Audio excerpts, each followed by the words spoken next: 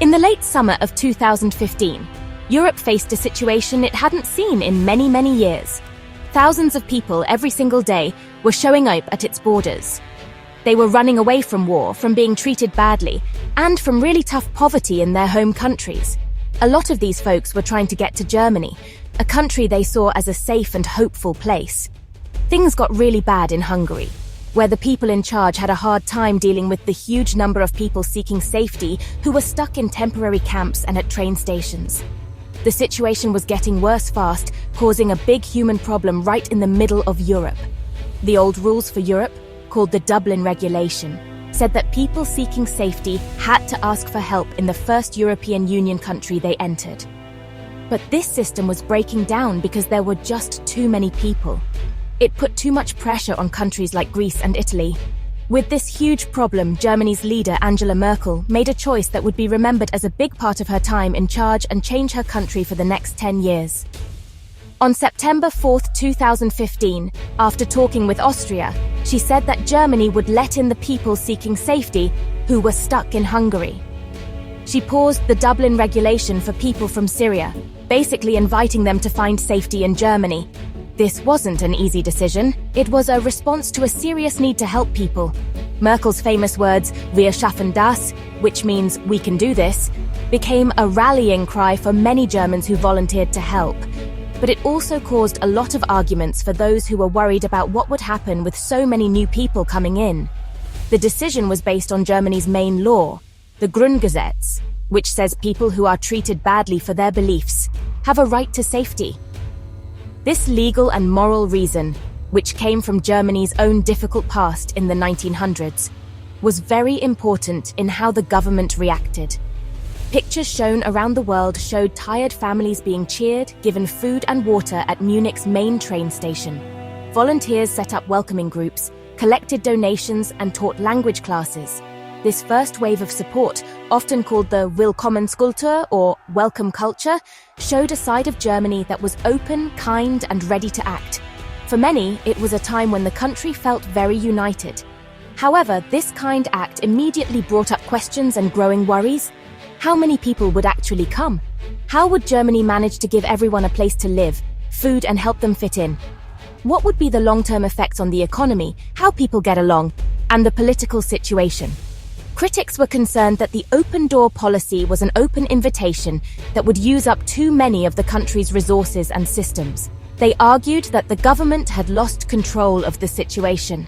This struggle between helping people and what was actually possible set the stage for 10 years of big discussions, changes, and getting used to new things that still affect Germany today.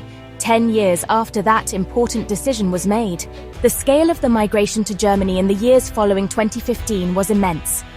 In that year alone, nearly 900,000 people were registered as asylum seekers. The following year, 2016, saw another significant wave with over 745,000 applications.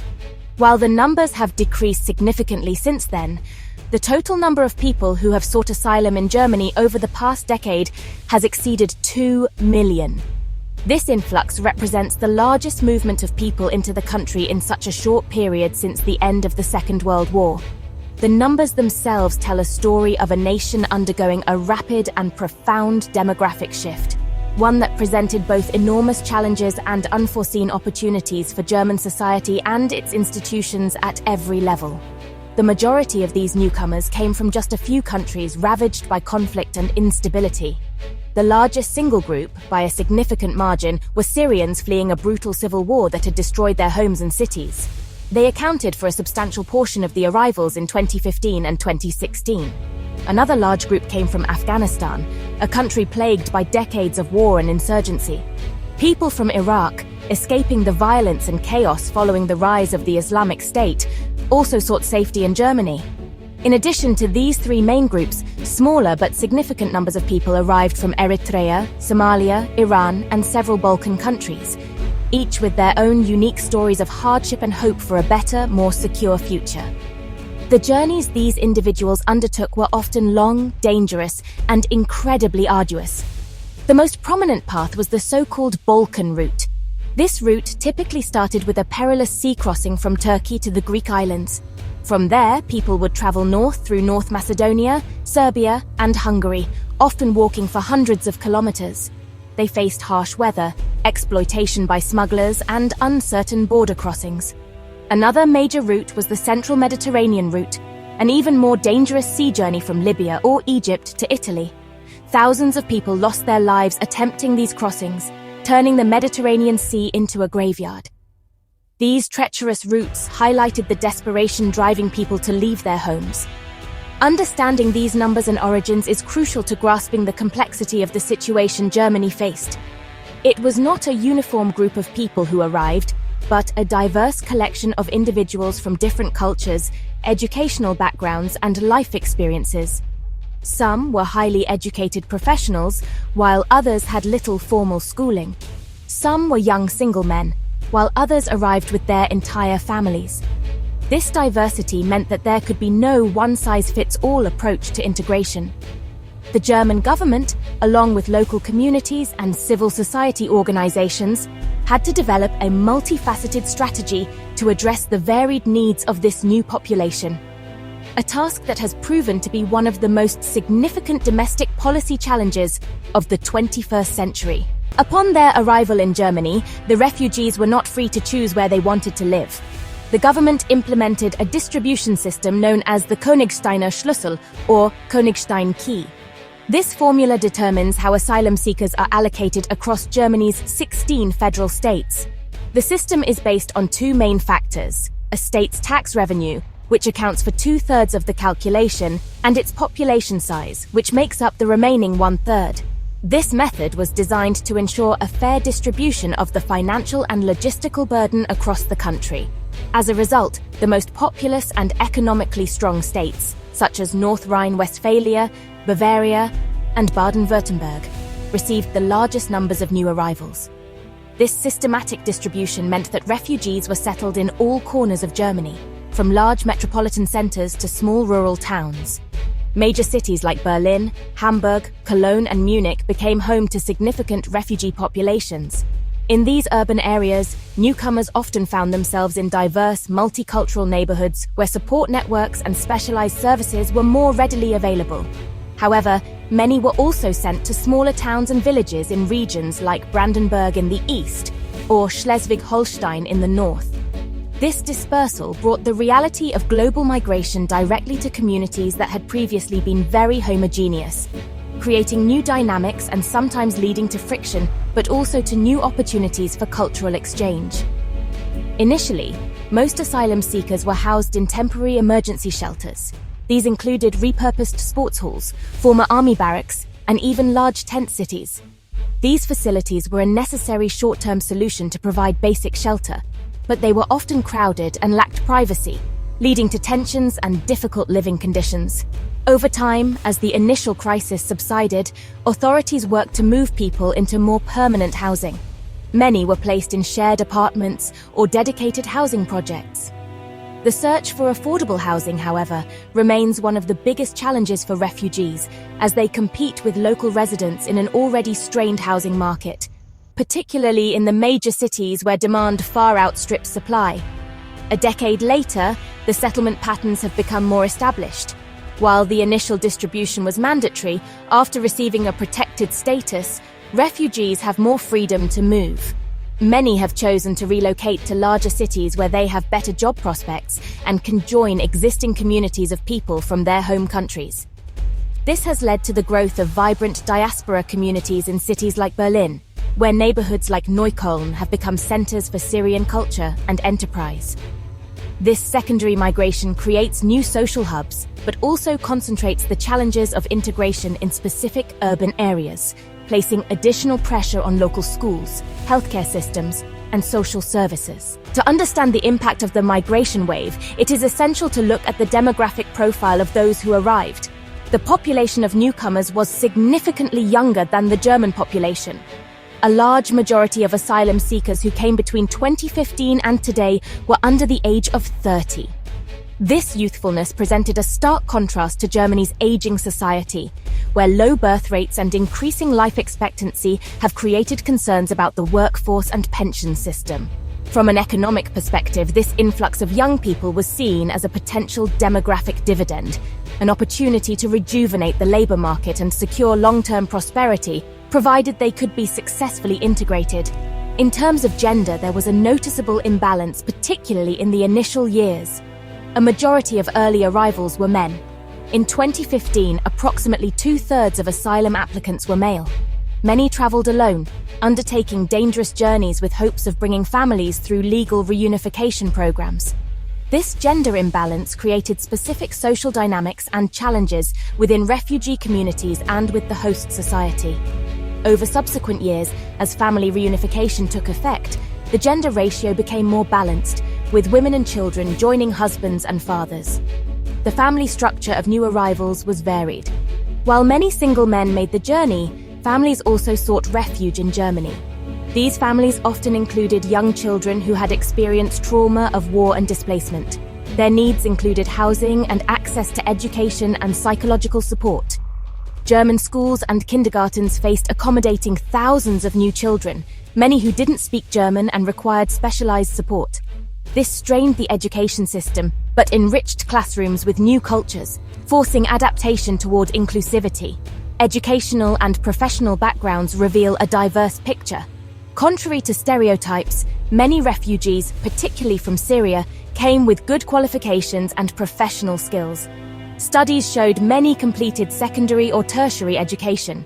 There were engineers, doctors, teachers, and skilled craftsmen among them.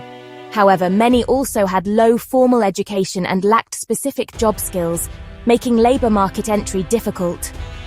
Germany's challenge was creating systems for recognizing foreign qualifications and providing language and vocational training to help all newcomers find productive places in society. Getting refugees into jobs in Germany has been a big topic for lawmakers and the public for the last 10 years. The path from arriving to getting a job is often long and hard. The first and biggest challenge for almost every new person is learning German. Without knowing German well, it's almost impossible to get job training or a good job. The German government spent a lot of money on language and integration classes. They made these classes a must for most people seeking asylum who had a good chance of staying. These classes teach not just language, but also about German laws, culture, and how people act in society. This forms the basic building blocks for a new life.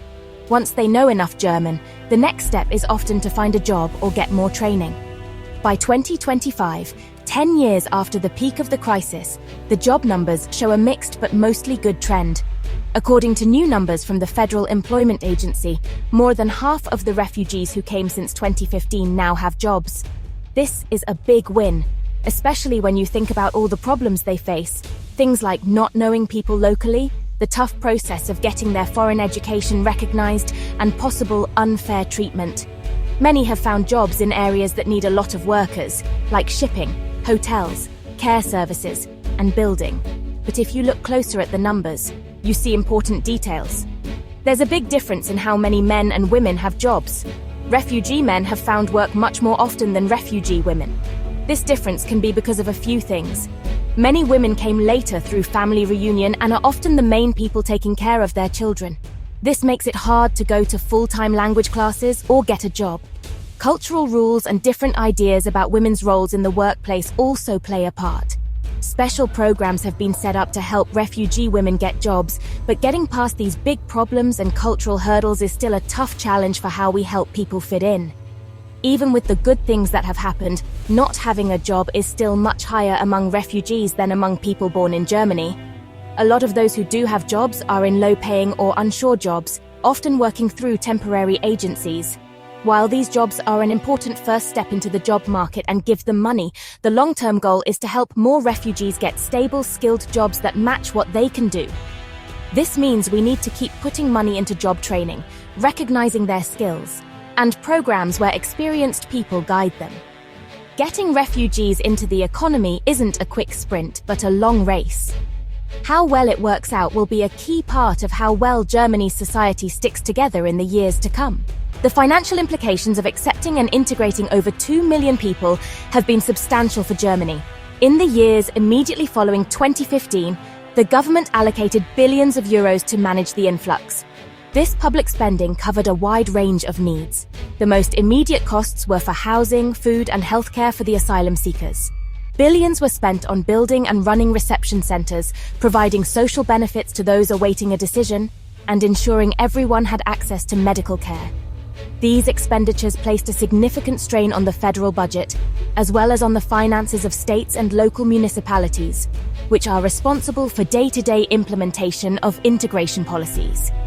Beyond these initial emergency costs, Germany made a massive long-term investment in integration itself. The largest portion went into language and integration courses, which are seen as the cornerstone of successful integration.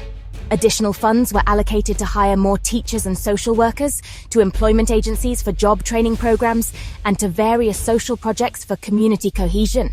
Critics often point to these high costs, arguing the money could have been better spent on other national priorities. The debate over the financial burden of migration has been a constant feature of German politics over the past decade. However, to get a complete picture, one must also look at the economic contributions made by the new arrivals. As more refugees have entered the workforce, they have started contributing to the German economy as employees and taxpayers.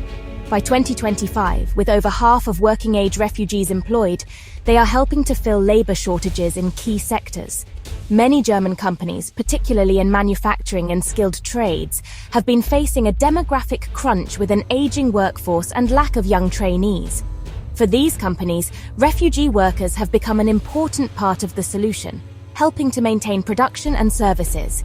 They pay taxes and contribute to the social security system, offsetting some of the initial costs of their integration. Furthermore, the economic impact is not limited to employment. Many refugees have also become entrepreneurs, starting their own businesses and creating jobs for others. Small shops, restaurants, and service businesses run by newcomers have added to the vibrancy and diversity of German cities. These new enterprises generate economic activity and serve as important social hubs for their communities. The long-term economic effect will depend on how successfully Germany continues to integrate this population into skilled and well-paid jobs. While the initial fiscal cost was high, many economists argue that the long-term benefits will ultimately represent a net positive for Germany. The arrival of more than 2 million people from different cultural backgrounds has profoundly changed the fabric of everyday life in Germany. This transformation is most visible in the country's cities and towns. The sights and sounds of many neighborhoods have become more diverse. New languages can be heard on public transport, new shops and restaurants offering food from Syria or Afghanistan have opened, and public spaces have become more multicultural.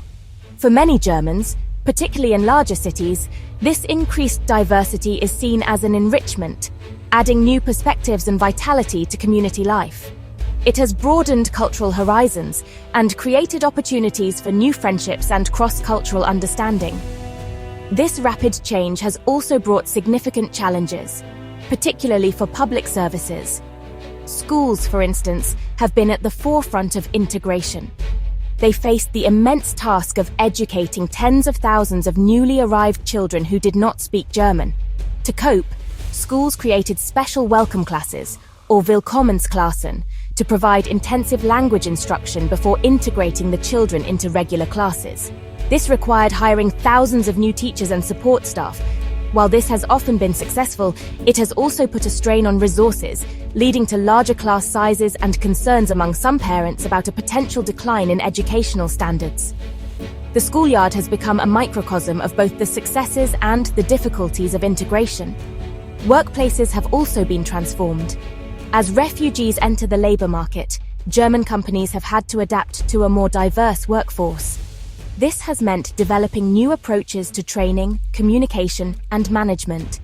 Many companies have reported positive experiences, highlighting the motivation and loyalty of their new employees. However, there have also been challenges related to cultural differences in work ethics, communication styles, and the role of hierarchy. Overcoming these hurdles has required patience and a willingness to learn on both sides. The workplace has become a key arena where integration happens on a practical day-to-day basis, forcing both newcomers and long-time residents to navigate new social and professional dynamics. Beyond schools and workplaces, the changes are felt in community life. In many towns, volunteer groups that formed in 2015 continue to play a crucial role, organizing social events, sports activities, and mentorship programs to connect newcomers and locals. These initiatives have helped to build bridges and break down stereotypes. At the same time, the increased demand for social housing, healthcare, and administrative services has created competition for resources, sometimes leading to social tensions. The past decade has been a period of intense social learning for Germany, a process of adapting its institutions and its very sense of identity to a new, more diverse reality. This process is far from over and continues to shape daily interactions across the country. The refugee crisis of 2015 and its aftermath acted as a powerful catalyst that reshaped the German political landscape in fundamental ways. Chancellor Angela Merkel's decision to open the borders, while initially supported by a broad coalition, quickly became a point of deep political division. Within her own conservative party, the Christian Democratic Union, and its Bavarian sister party, the Christian Social Union, a powerful opposition emerged. Critics argued that she had acted without a sufficient democratic mandate and had underestimated the long-term challenges. This internal conflict weakened her authority and created fissures within the conservative bloc that persisted for years, ultimately contributing to her decision not to seek re-election in 2021. The most significant and lasting political change was the rise of the far right. The Alternative für Deutschland, a party that was originally founded on a platform of Euroscepticism, seized on the issue of migration. It adopted a strong anti-immigrant and anti-Islam rhetoric, channeling the fears and anxieties of a segment of the population that felt overwhelmed by the changes. The AfD's popularity soared, particularly in eastern Germany. In the 2017 federal election, it entered the national parliament, the Bundestag, for the first time, becoming the third largest party and the official opposition. This broke a long-standing post-war taboo in German politics and shifted the entire political spectrum to the right. The rise of the AfD forced all other political parties to reconsider their positions on migration and integration. The political centre, represented by the CDU, CSU, and the Social Democrats, found itself under pressure from both the right and the left. They responded by tightening asylum laws, speeding up deportation procedures for rejected asylum seekers, and negotiating deals with other countries, like the European Union-Turkey agreement, to control migration flows. At the same time, they continued to defend the principle of humanitarian protection and invested heavily in integration measures. This created a complex and often contradictory policy mix, reflecting the deep divisions within German society itself on this highly emotional issue. A decade later, migration remains one of the most contentious topics in German politics. Public opinion is still polarized.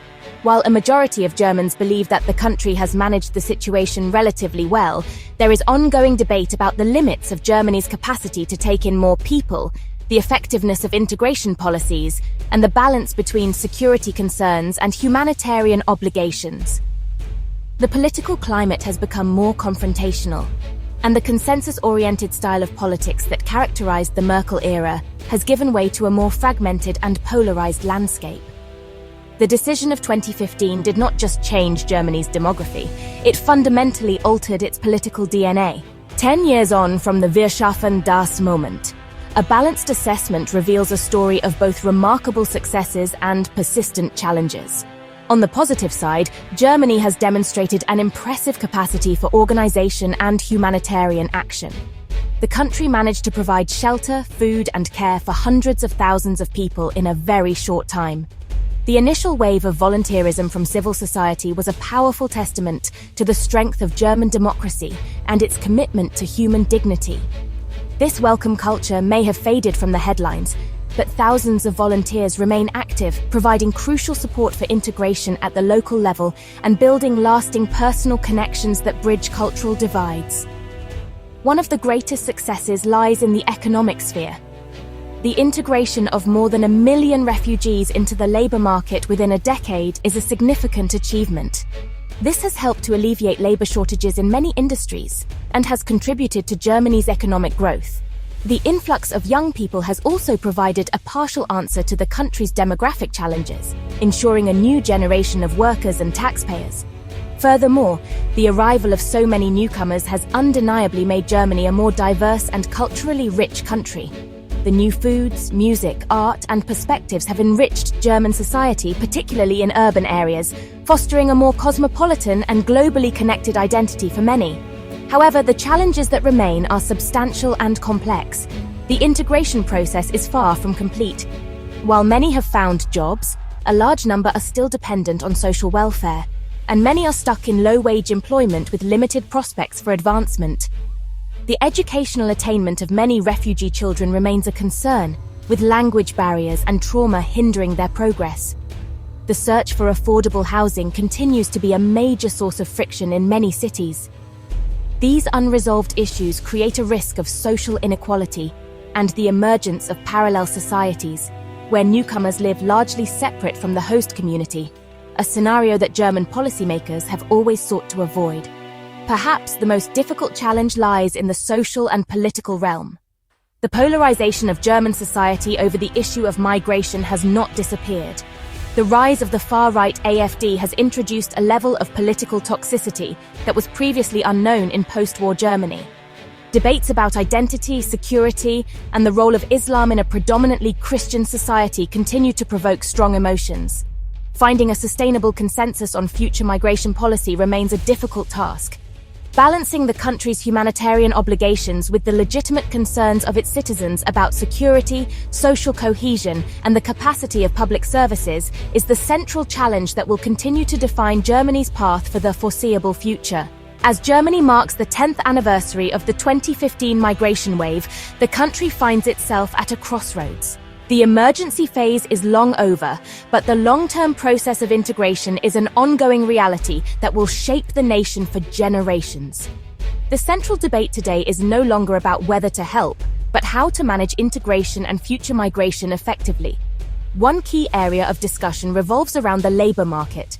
How can Germany better leverage the skills and potential of the newcomers?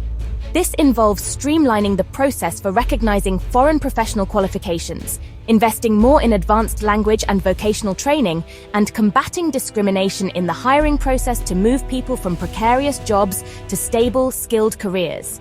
Another major topic of debate concerns social cohesion and national identity. The question of what it means to be German in a country that is now irrevocably a country of immigration, or Einwanderungsland, is more pertinent than ever. This conversation touches on sensitive issues such as the role of religion in the public sphere, the balance between cultural diversity and shared national values, and the definition of German citizenship.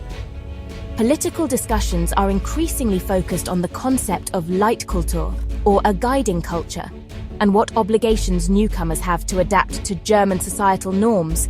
Finding a narrative that is inclusive for new citizens while reassuring long-time residents is a delicate and crucial task for Germany's political leaders.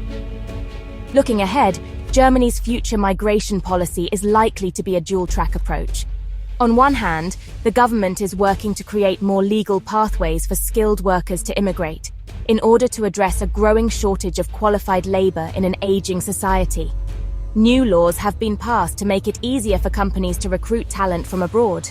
On the other hand, there is continued political pressure to control irregular migration, to enforce asylum laws more strictly, and to increase the number of deportations for those who do not have a right to stay. Striking a balance between these two goals, being open to needed immigration while maintaining control over the borders, will be a defining challenge for any future government. Ultimately, the story of Germany's migration decade is a story of profound and rapid transformation. The decision made in the summer of 2015 set the country on a new course, one with enormous challenges but also with significant opportunities. The final verdict on whether Wir schaffen das was a success is not yet written. It is being written every day in classrooms, workplaces, and communities across the country. The journey of the past 10 years has shown that Germany is capable of great generosity and adaptation, but it has also exposed deep-seated anxieties and political fault lines. The road ahead will require continued investment, political courage, and a sustained commitment from all parts of society to build a shared future in a more diverse Germany.